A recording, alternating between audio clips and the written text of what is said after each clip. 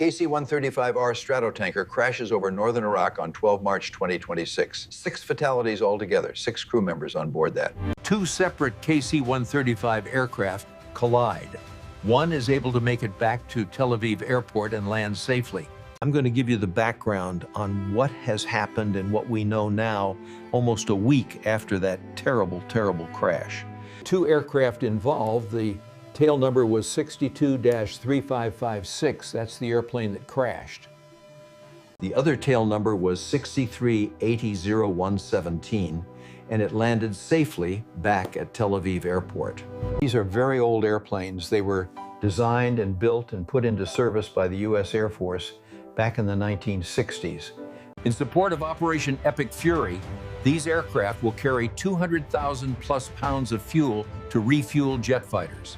They are not logistical aircraft, they are warcraft, warplanes. I'll explain the difference between that in a minute. In the Air Force and in the Navy as well, there are a ton of acronyms. The first one that's important to us here today is the ATO. An air tasking order will be given in a war zone, in this case in particular over there in Iran, to give the big picture of what needs to be done. Then specifically, there's a thing called spins, and spins are special instructions.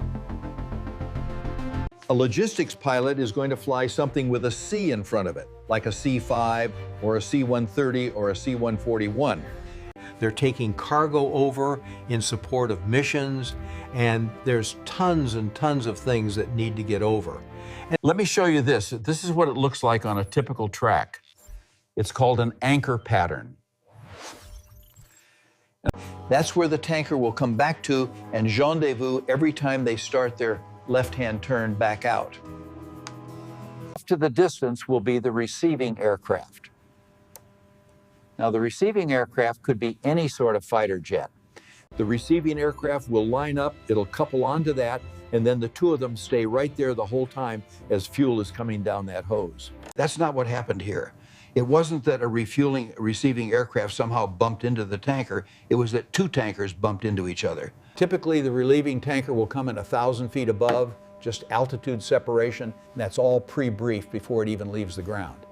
Anytime there's a flyover on a sports event and you see the 4 or 5 jets fly over, that's formation flying.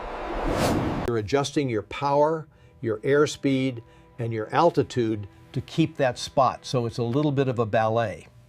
The other issue is this. It was nighttime. It was 9 p.m. local time over northern Iraq. During wartime, they're going to do it one of 2 ways. They're either going to do it over a secure frequency, an encrypted frequency, or they're not going to do it at all. You'd go completely stealth.